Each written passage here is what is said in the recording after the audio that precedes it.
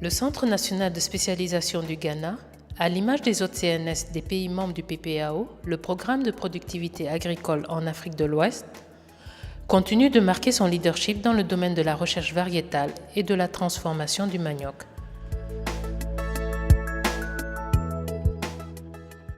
Les nouvelles variétés de manioc ont apporté une nouvelle dimension à la culture de ce tubercule et au développement de la filière manioc au Ghana. Grâce à leur rendement hautement productif, leur résistance à la mosaïque, ces variétés permettent aux producteurs de doubler, voire tripler leur production. L'une de ces nouvelles variétés reste en contexte l'ampon, lancé par le PPAO. It is the ampon, and so far is the topmost of all the 4 varieties that. À ce jour, l'ampon reste celle qui a le meilleur rendement car elle est utilisée dans la préparation de mets locaux, dans la fabrication de produits industriels et aujourd'hui, on la retrouve sur toute l'étendue du territoire, y compris dans les régions savanicoles du Nord. Son rendement se situe entre 25 et 55 tonnes par hectare et même plus, en particulier dans les zones où le sol est hautement fertile, car les producteurs récoltent jusqu'à 60 tonnes par hectare. Farmers are getting as high as 60 tonnes per hectare.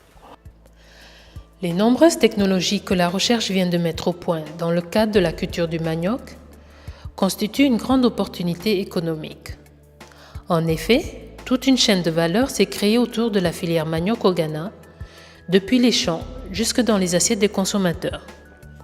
Pour le PPA au Ghana, ces technologies peuvent favoriser l'emploi des jeunes. En tant que petite et moyenne entreprise, aujourd'hui nous fournissons de la farine de manioc de qualité supérieure aux restaurateurs pour la préparation de plats comme le bankou ou la pâte de manioc. Ensuite, un autre type de farine à usage industriel pour les structures spécialisées dans la fabrication de colle de bois. Comme certains clients veulent tester le produit avant de l'utiliser, nous faisons des sacs de 15 à 25 kg. Le sac de 50 kg coûte 100 cedi et celui de 25 kg coûte 50 cedi. Mon message pour les jeunes est simple. S'il existe bien une filière qui est durable, compétitive et qui a de l'avenir, c'est le manioc. Et comme je l'ai déjà dit, on peut produire efficacement du manioc en Afrique, d'abord parce que nous avons de très bonnes variétés.